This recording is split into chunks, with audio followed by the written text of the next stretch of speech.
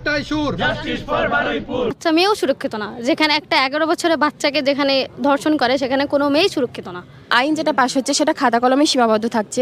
আপনারা দেখছেন reporter press. বর্তমানে আমরা ডোমকুল শহরে আছি। আপনার দক্ষিণ 24 পরগনার বারুইপুরের যে নির্মম হত্যাকাণ্ড, আন্দোলনের কারণ কি আপনাদের? এই যে বারুইপুরে নাবালিকা, ক্লাস 5-এ পড়া নাবালিকাকে খুন করে ধর্ষণ করার পর আবার যে পুকুরে ডুবিয়ে মারা হয়েছে, তার আমরা তীব্র বিরোধিতা করছি। শুধু এটা একটা মেয়েই নয়, এটা হচ্ছে আমাদের সমাজের লজ্জা। এই সমাজের আমাদের যে লজ্জা, তা হচ্ছে তার প্রতিবাদে এসএফআই এবং এসএফআই ডোমকল লোকাল কমিটির পক্ষ থেকে আজকে প্রতিবাদ মিছিল আমরা বের করেছি। কঠোর ব্যবস্থা নেওয়া উচিত। 2 মাসে আপনারা একটু ভালোভাবে খোঁজ নিয়ে দেখতে পাবেন প্রায় 7টা ধর্ষণের কাণ্ড ঘটে গিয়েছে। সরকার এসে বলেছিল তারা আইনের শাসন প্রতিষ্ঠা করবে, কিন্তু আমরা আদেও কি আইনের শাসন প্রতিষ্ঠা দেখতে পাচ্ছি না। আর আইনের শাসন এখন পর্যন্ত প্রতিষ্ঠা হয়নি।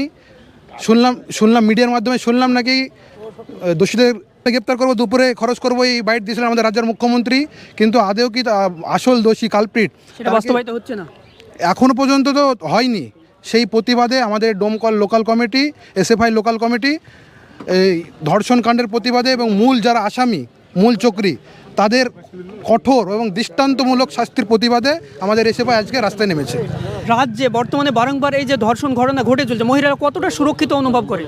মহিলারা কোথাও সুরক্ষিত না, একটা বাচ্চা মেয়েও সুরক্ষিত না, যেখানে একটা 11 বছরের বাচ্চাকে যেখানে ধর্ষণ করে সেখানে কোনো মেয়েই সুরক্ষিত না।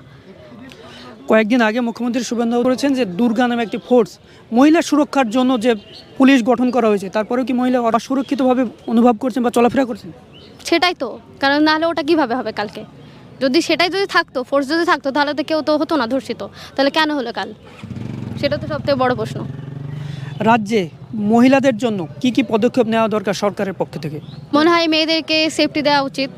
কোথাও গেলে, মানে কলেজে, স্কুলে, যেখানে যাক, একটা সেফটি তো দরকার না? কারণ মেয়েরা তো রাস্তা থেকে বেরোলেই সেফ না।